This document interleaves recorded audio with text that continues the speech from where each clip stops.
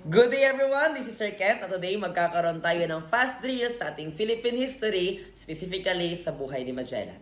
Kapag tinanong sa board exam, ano po yung nationality ni Magellan? He was a Portuguese. Kapag naman tinanong, ano po yung bansa na nag-sponsor na kanyang voyage? It's Spain. Kapag tinanong, sino yung hari ng Espanya na nag-sponsor na kanyang expedition? It's King Charles V. Kapag tinanong, ilang barko po yung ipinadala ng hari kasama ni Magellan? It's 5. What were the 5 ships? San Antonio, Santiago, Trinidad, Victoria, and Concepcion. Among these 5 ships, ano po yung sinakyan ni Magellan? It's the Trinidad. Among also of these 5 ships, ano lang po yung naka-circumnavigate, no? Pagkatapos ng expedition? It's the Victoria. Kaya po, Victoria, no, ang clue natin yan, victory. Now, nung nagland sila ni Magellan sa Pilipinas, ang island po yun.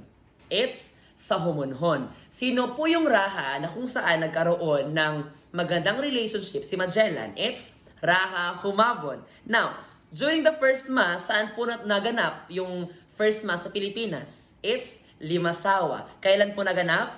It's March 31, 1521. Now, gusto ni Magellan na i-convert yung mga Filipino into Christianity. Ngunit, may isang dato ng orahan ng Mactan na kung saan ayaw niyang ma-convert yung mga Filipinos at ayaw niyang magpasakop. Sino po yun? It's Raha or Dato Lapu-Lapu. After the Battle of Mactan, no, yung mga nag-retreat na mga soldiers, no, may natira na lang pong dalawang ships. We have the Trinidad and the Victoria.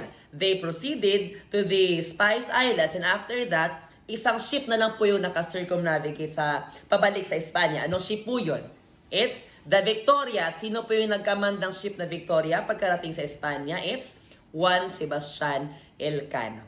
That's it for our fast drill sa ating Philippine history sa life ni Magellan.